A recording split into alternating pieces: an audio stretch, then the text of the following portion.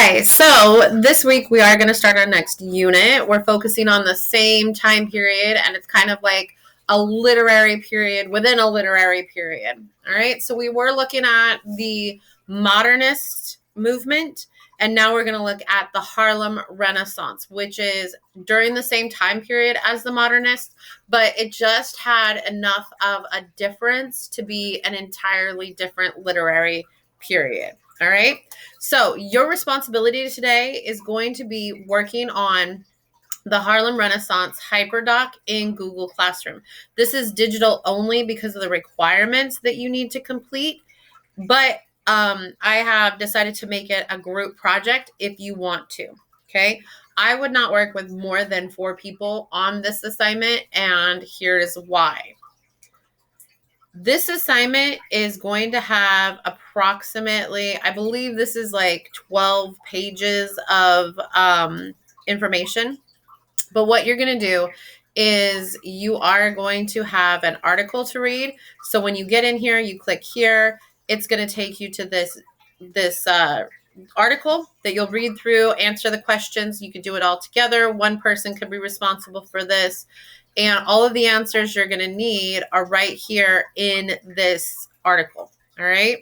So you're going to look at the Great Migration, what it is, what pulled African Americans from the South, what pushed them to the North instead of out West, what types of creative people were involved in the Harlem Renaissance, and then what was the impact of the Harlem Renaissance.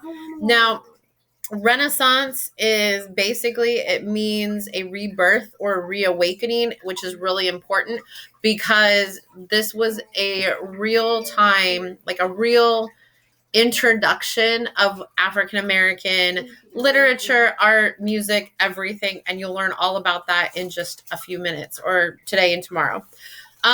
So what you're going to do is you are going to, with your group or on your own, you're going to go through and you're going to, each of you will answer or look at the first 2 pages. So the Harlem Renaissance, the Great Migration, etc.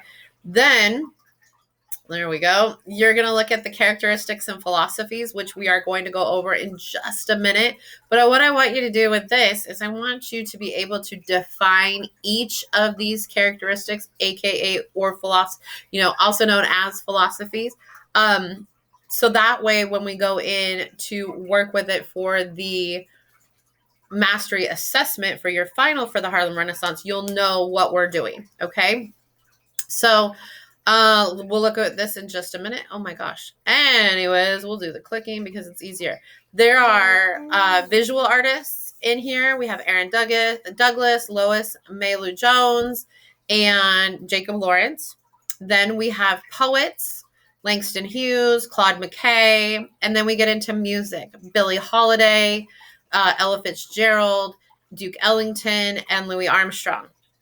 All right. For each one of these, you have an image of the artist, and you can click on this portrait in order to look at their work. What you're going to do is if you are responsible for Aaron Douglas or Lois Mailou Jones or Langston Hughes or whomever, you're going to click on this link and you're going to go to the page, or you're going to Google that artist so you can figure out, like there's hundreds of works of art in some of these. Okay.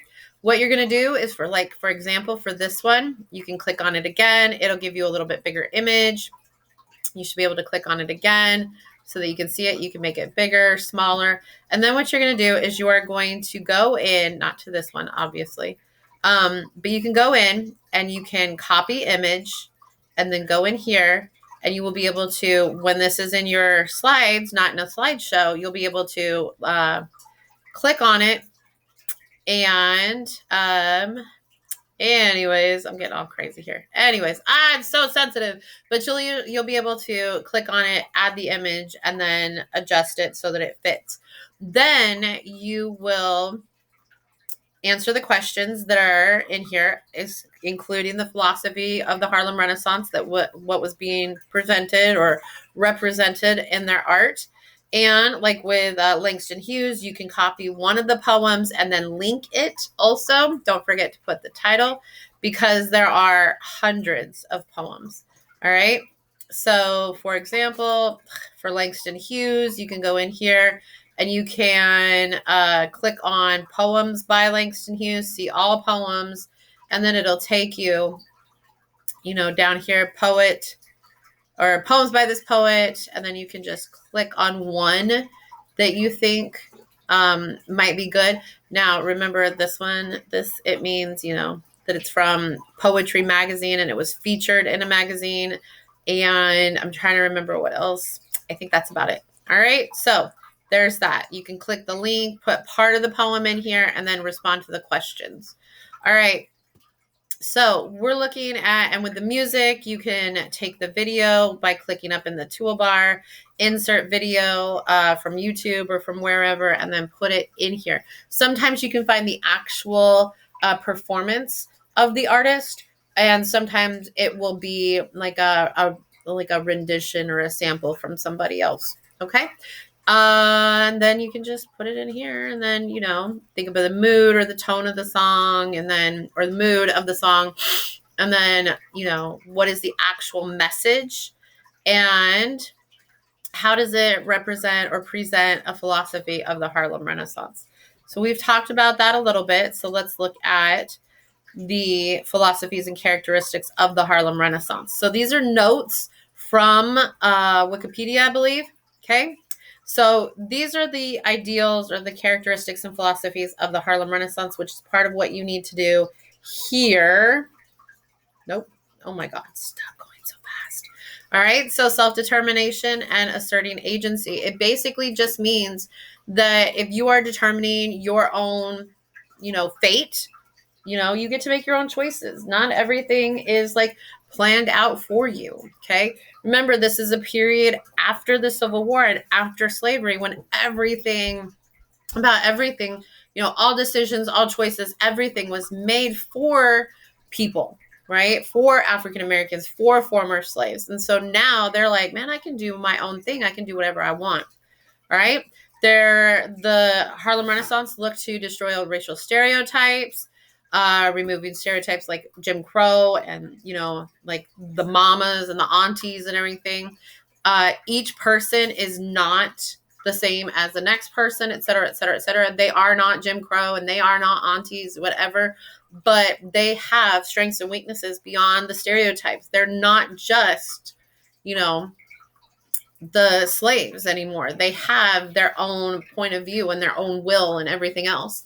Okay, common racial consciousness and racial solidarity. They are a common group, with common experiences, right?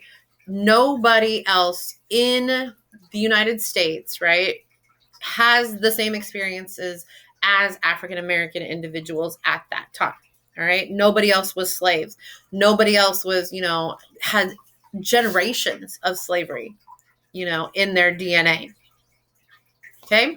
Let's see. They used their common experiences to play up and to promote their art and everything else. And, it turned into something amazing and glorious and beautiful.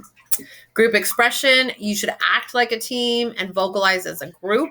Or they should act like, that's one of their ideas, is that, and the philosophies is that, same thing with racial consciousness and solidarity, is that we are a group of people and should vocalize as a group and, not turn against each other, right?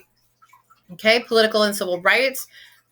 That's something that's brand new, that has never before been seen in the continent. And it's something that they wanted to work for, right? Like we looked at Booker T. Washington and W.E.B. Du Bois, and how they had their ideas of equality and civil rights and political power and everything else. And so how did the Harlem Renaissance make these changes and promote political and civil rights for African Americans? All right. So what I want you to do is I want you to take these notes and put them into your pages here and what it means. You should be able to tell me what each of these means, each of these characteristics and philosophies should mean. And because this is going to be our focus for the next month and a half or so. All right. Your entire mastery assessment for this unit will be based on these characteristics and philosophies. So it's important that you know what they are and you understand what it means. All right. If you don't understand, talk with your group, talk with a partner, talk with me. and, use the Google. It's there for your help. Okay. So make sure you understand what these are. Make sure you're able to apply them to all of these different artists. Okay. And that'll be that. Your mastery assessment is due on Wednesday. Please do not leave this until the last minute so that you don't have the opportunity to work and to practice for your mastery assessment. Okay. All right. Or mastery check. Sorry. Mastery assessment is the final. Mastery check is the in-betweens. All right. Let me know if y'all have questions and go ahead and get started. Use your time to the best of your ability.